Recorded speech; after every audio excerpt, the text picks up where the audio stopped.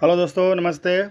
दोस्तों, आप सभी का मेरे चैनल बृष्टि इस पर स्वागत है। दोस्तों आप देख सकते हैं, जैसा कि मैंने अपने शॉर्ट वीडियो में अपलोड किया है कि करंट अफेयर्स टुडे का जो नवीनतम अंक है दृष्टि इसका, वो दोस्तों मार्केट में आ चुकी है। आप उसको परचेज कर सकते हैं। दोस्तों, इस वीडियो में आपको मैं बताऊंगा कि इस जो मैगजीन है, ऐसे तो सारे जो इसका जो पार्ट है इम्पोर्टेंट है, लेकिन मेरे लिए जो इम्पोर्टेंट है और दोस्तों आपके लिए भी जो इम्पोर्टेंट हो सकता है, उसको इस वीडियो में बताने वाला हूँ। ठीक है दोस्तों अगर आप मेरे चैनल पर नया है तो दोस्तों आपसे मेरा रिक्वेस्ट है कि आप चैनल को सब्सक्राइब कीजिए, लाइक कीजिए, शेयर कीजिए, ताकि दोस्तों ये जो जो अभी 200 लगभग 280 जो मेंबर्स का जो परिवार है और आगे बढ़े, दिन दूनी रात चौगुनी, लिप्स एंड बाउंड्स, इसका ग्रोथ होता रहे। क्योंकि जैसे जैसे दोस्तों ये परिवार बड़ा होता जा रहा है, तो जो भी दोस्तों बृष्टि आईएएस के जो मेंटर्स हैं उनका मोटिवेशन बढ़ता है।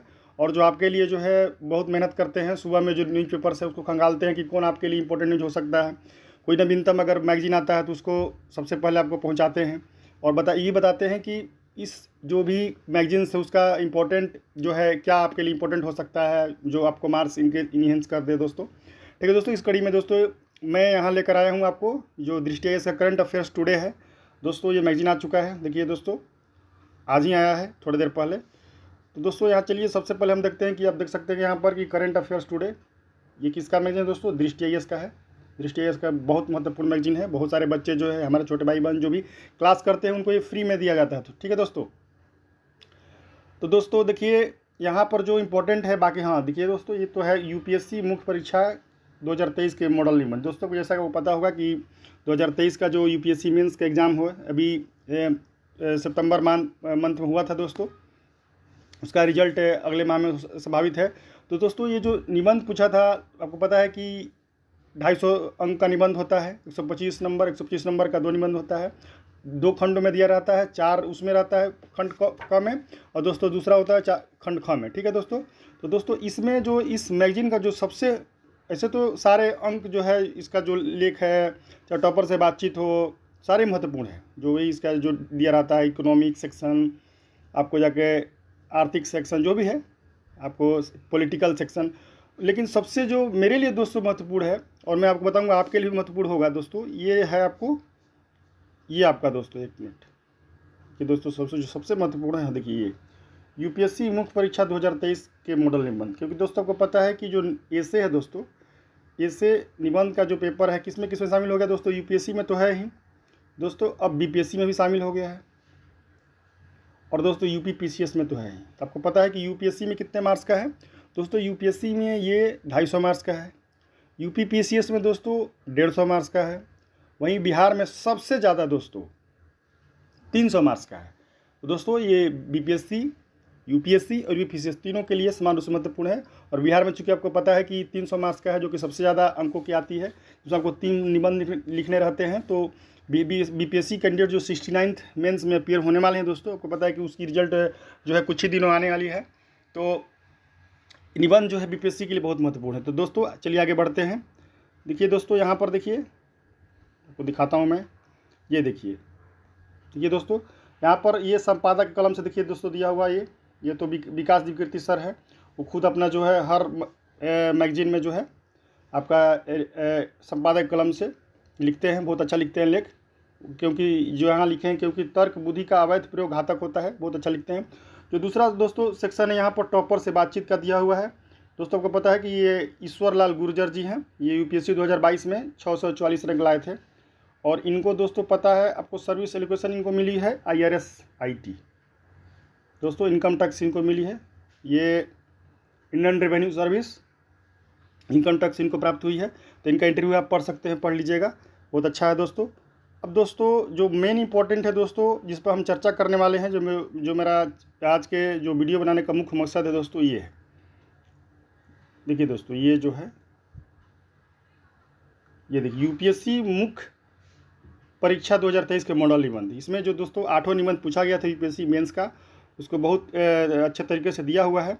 तो उसको जरूर आप लोग मैगजीन को परचेज कीजिए और उसको अच्छा से पढ़िए, क्योंकि आपको पता है कि जो आपका निबंध है यूपीएससी में तो है ही दोस्तों 250 नंबर का, यूपी पीसीएस में दोस्तों है 150 नंबर का, और जो अब दोस्तों पता है को बीपीएससी में भी शामिल हो गया है, 68 से ही शामिल हो गया है। कितने नंबर का दोस्तों? 300 का। तो बीपीएससी अगर देखा जाए मार्क्स के आधार पर दोस्तों तुलना किया जाए तो सबसे महत्वपूर्ण जो है बीपीएससी के लिए ही हो गया, क्योंकि 300 मार्क्स में आपको लिखना है 3 निबंध 300 मार्क्स का। तो दोस्तों इस मैगजीन को जो इसमें दिया हुआ है उसको जरूर आप लोग परचेज कीजिए, पढ़िए और उससे सीखिए कि किस प्रकार के, क्योंकि दोस्तों ये मॉडल निबंध लिखा गया है यूपीएससी मेंस का, तो उससे आप सीखिए। उससे दोस्तों जो है इनपुट्स जो है पॉइंट्स है आप उसको गैदर कीजिए, कैसे लिखा जाता है, फ्रेमवर्क कैसे किया गया है दोस्तों, स्टार्ट कैसे किया गया है, बॉडी क्या कैसे लिखा गया है और कंक्लूड कैसे किया गया है। तो ये जो 3 सेक्शन होता है निबंध का उसको जरूर आप यहाँ से सीखिएगा। दोस्तों चलते हैं, ये तो हो गया दोस्तों यूपीएससी मुख्य परीक्षा 2023 के मॉडल निबंध की बात। ठीक है दोस्तों, इसमें 8वां निबंध का सोल्यूशन दिया गया है। इस मैगजीन को आप लोग जरूर परचेज कीजिए और पढ़िए। अब दोस्तों जो मेन इंपॉर्टेंट है यहाँ पर आते हैं हम लोग कि कौन कौन से सवाल पूछे गए थे। देखिए दोस्तों ये पेपर है, ये ओरिजिनल पेपर है यूपीएससी का जो हुआ था दोस्तों, इसको चलिए देखते हैं। दोस्तों पहला था, ये जो आपको पता है 2 खंडों में पूछा जाता है, खंड सेक्शन ए सेक्शन बी यहाँ पर नीचे में है। तो दोस्तों यहाँ लिखा हुआ है कि चिंतन, ये पहला है, चिंतन एक तरह का खेल है यह तब तक प्रारंभ नहीं होता जब तक कि एक विरोधी पक्ष न हो। Thinking is like a game, thinking is like a game, it does not begin unless there is an opposite team. ठीक है दोस्तों, चलिए दूसरा जो है, दूरदर्शी निर्णय तभी लिए जाते हैं जब अंतर्ज्ञान और तर्क का परस्पर मेल होता है। Visionary decision making happens at the intersection of intuition and logic. ठीक है दोस्तों, तीसरा जो है, सभी भटकने वाले गुम नहीं होते हैं, not all who wander are lost. ठीक है दोस्तों, चौथा क्या है, रचनात्मकता की प्रेरणा। फिर से दोस्तों इसको पढ़ते हैं, रचनात्मकता की प्रेरणा लौकिकता में चमत्कार ढूंढने के प्रयास से उपजती है। Inspiration for creativity springs from the effort to look for the magical in the mundane. ठीक है दोस्तों, अब चलिए हम लोग ग्रुप बी की तरफ बढ़ते हैं। दोस्तों ये चारों जो ऊपर में बताया गया है से उसका निबंध इस बुक में मॉडल जो आंसर होना चाहिए मॉडल निबंध लिखा गया है। ठीक है दोस्तों, अब चलिए हम लोग खंड बी की बात करते हैं। यहाँ पर क्या दोस्तों, पहला जो है, जो लड़कियां बंदिशों के तथा लड़के अपेक्षा के बोझ तले दबे हुए हैं, दोनों ही समान रूप से हानिकारक व्यवस्थाएं हैं। Girls are weighed down by restrictions, boys with demands two equally harmful disciplines. ठीक है दोस्तों, जो दूसरा है आपका, गणित ज्ञान का संगीत है, mathematics is the music of reason. जो तीसरा है दोस्तों, आप देख सकते हैं यहाँ पर, जो तीसरा है आपका, जिस समाज में, देखिए तीसरा यहाँ पे है, आप देख सकते हैं तीसरा दोस्तों, ये चलिए कलम थोड़ा चेंज किया है।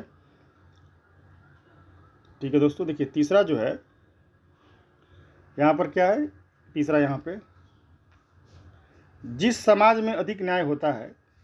एक मिनट दोस्तों, थोड़ा सा टेक्निकल प्रॉब्लम हो रहा है दोस्तों को पता है कि टेक्नोलॉजी का यूज करेंगे तो थोड़ा सा इसका अच्छाइयाँ है तो कुछ बुराइयाँ भी है, इसमें से एक ये भी है दोस्तों। ठीक है, ये पढ़ते हैं, जिस समाज में अधिक न्याय होता है उस समाज को दान की कम आवश्यकता होती है। ए सोसाइटी, अब देखिए है, a society that has more justice is a society that needs less charity. बहुत अच्छी बात दोस्तों, ये तो समझ में मतलब पढ़ते ही समझ में आ जाता है दोस्तों। आपको पता है कि यूपीएससी में 2 प्रकार के पूछे जाते हैं, एक होता है अमूर्त, एक होता है मूर्त।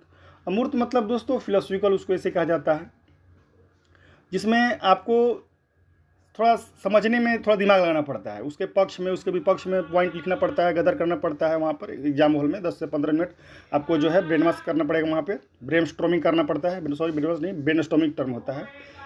और जो दोस्तों दूसरा जो होता है थोड़ा तुलनात्मक रूप से ईजी होता है, उसको मूर्त बोलते हैं।